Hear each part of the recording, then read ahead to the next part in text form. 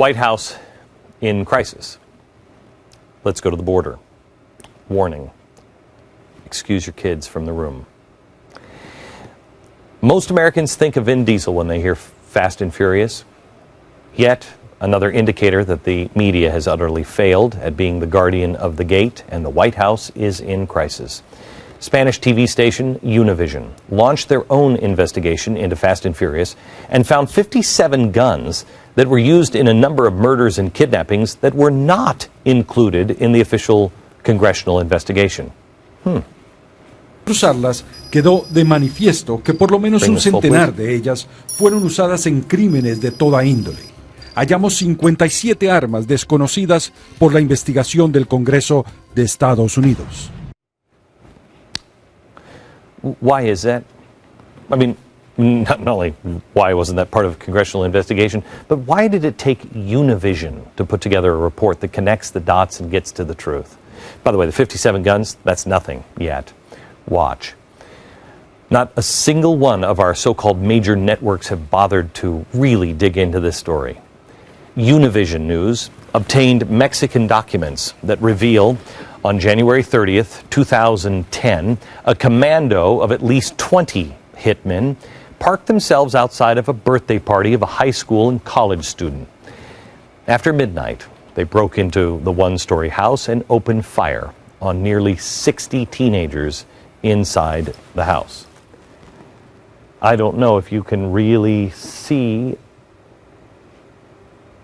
the carpets.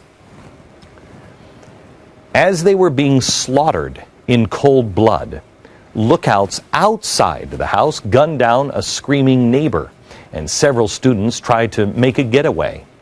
Some of the guns supplied to the cartel and used in this massacre were traced back to Operation Fast and Furious, as were the guns used in the bloody attack in 2009 when cartel thugs murdered 18 young men at a rehab center. But perhaps an even bigger revelation from Univision is the fact that Operation Fast and Furious was not the only gun-walking program being run by our government.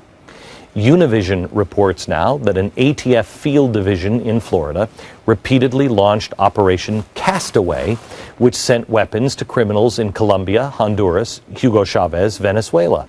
So it wasn't just limited to Mexico. We apparently, under this administration, have been sending guns all over this hemisphere. It also uncovered Univision's investigation an ICE special agent named Jaime Zapata. He died after exchanging gunfire with cartel hitmen on a rural highway in Mexico in February 2011.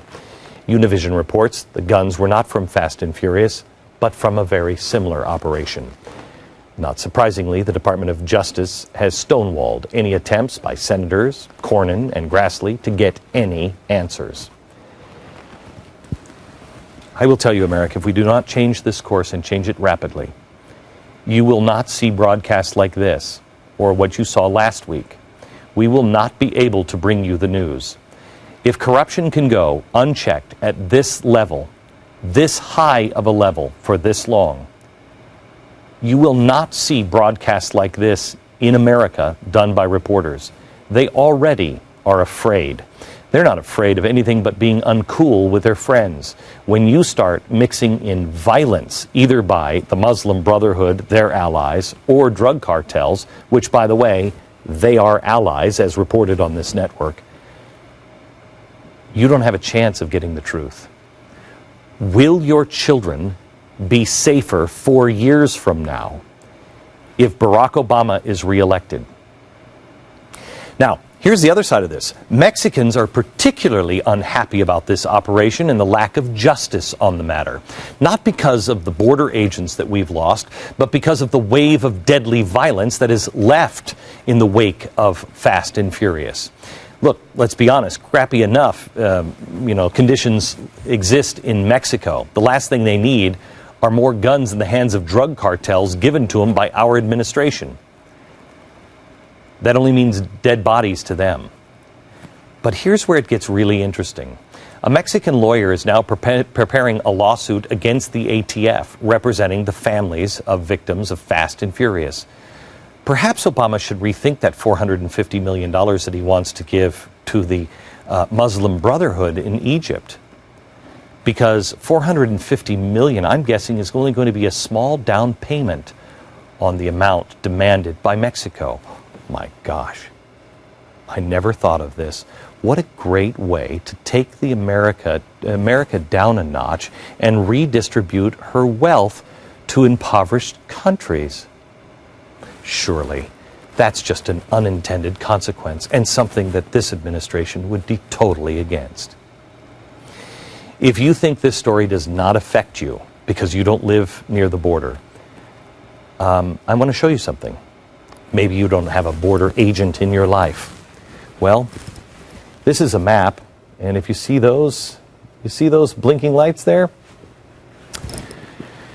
Those are where all the Mexican drug cartels have infiltrated here in America. Did you read the story out of the Chicago Tribune just last week? The DEA was saying it's worse than 1930s with Al Capone in Chicago, and it's all Mexican drug lords. Are your kids safer than they were 4 years ago? The answer is clearly no. 4 years ago, we were on the wrong track. 8 years ago, we were on the wrong track with George W. Bush on the border.